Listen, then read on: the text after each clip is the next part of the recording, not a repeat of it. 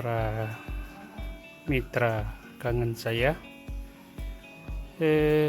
Malam ini saya sedang dalam persiapan untuk nih ada 2, dan ini persiapan untuk besok.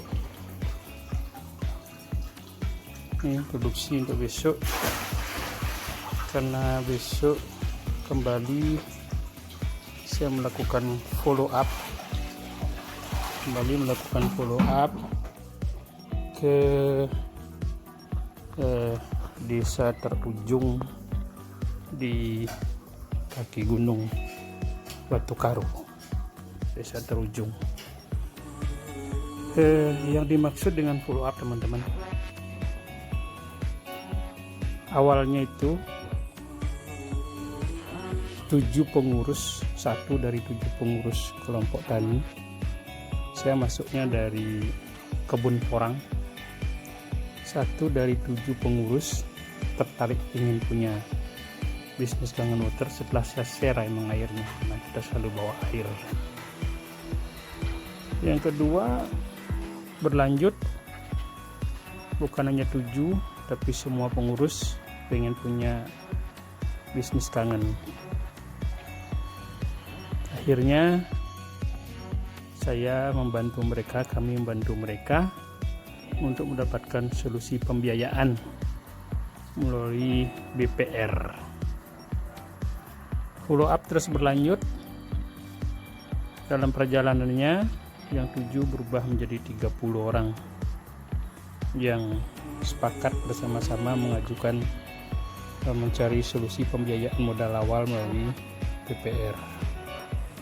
Dan dalam perjalanan selanjutnya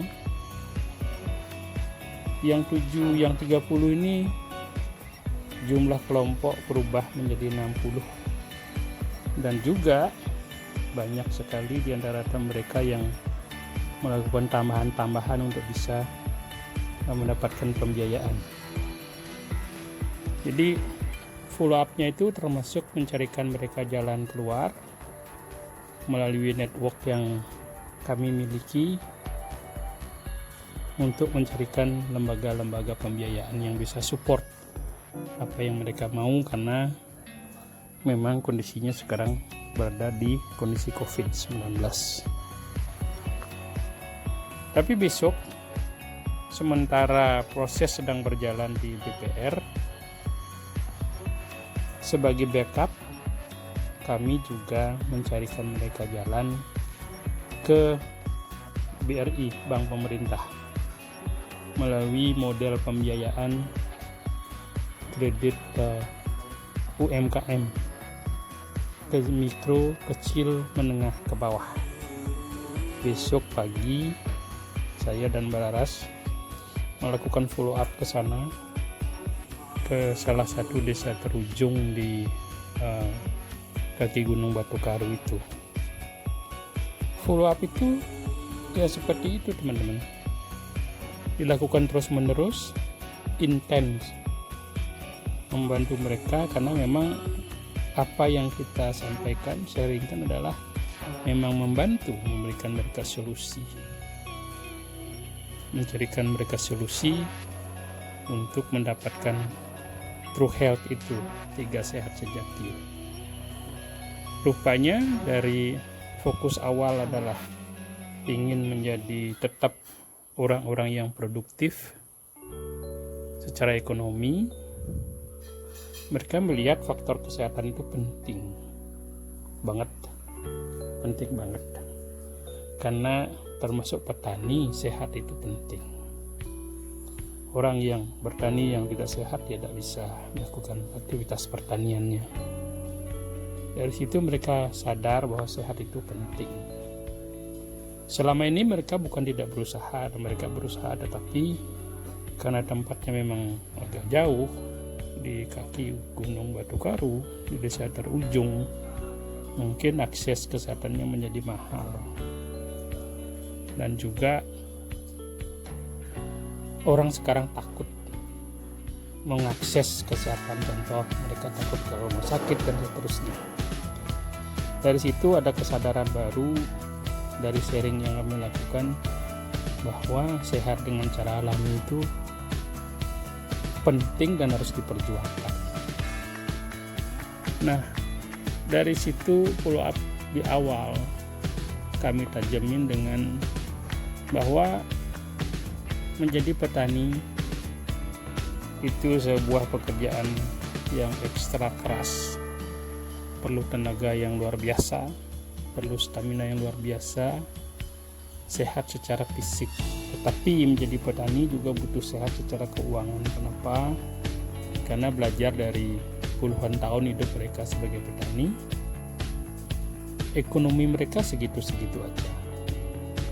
Kenapa? Karena mereka punya income tidak berkesinambungan. Income mereka berpanen. Mereka butuh income yang daily, harian. Nah, income yang harian ini sudah jelas teman-teman tahu sangat-sangat bisa didapatkan dari tangan water. Sangat-sangat bisa didapatkan dari tangan water. Benar-benar bisa didapatkan dari tangan water sebagai income harian. Sementara itu, dalam masa follow up itu kami terus membuka mindset kita tentang pentingnya punya sesuatu yang bersistem, mengenalkan sistem, sebuah sistem kerja secara bertahap, bahwa petani itu bukan petani, tetapi petani itu adalah pengusaha tani. Jadi sekali lagi yang kami buka adalah petani itu bukan petani, tapi petani itu adalah pengusaha tani, pengusaha yang bergerak di bidang pertanian.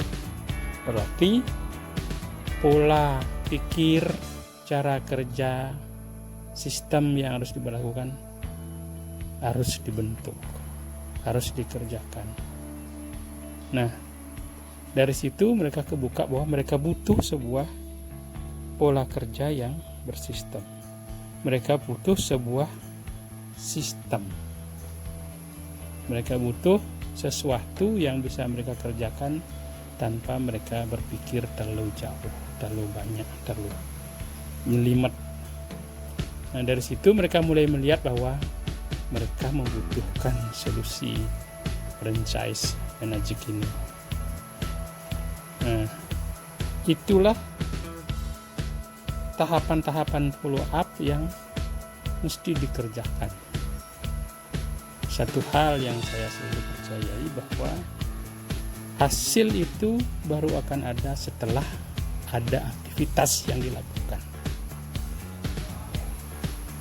Entah kita percaya apa tidak, law of naturalnya berjalannya memang seperti itu, bahwa hasil dari suatu kegiatan akan ada setelah aktivitasnya dikerjakan. Jadi mohon doa, besok saya berangkat pagi-pagi untuk membantu lagi mereka follow up masalah pembiayaan, dan saya sangat-sangat yakin pola ini gandengan dengan perbankan, lembaga keuangan lain akan menjadi sebuah solusi masa COVID bagi banyak orang. Saya merintisnya sekarang kebetulan bersama para petani, bukan tidak mungkin saya akan merintis bersama Anda yang menonton video ini. Oke, terima kasih. Selamat melakukan follow up kepada calon-calon mitra bisnis Anda. Bantu mereka mencari solusi-solusi yang dibutuhkan untuk bisa mendapatkan perubahan hidup. Tuhan memberkati.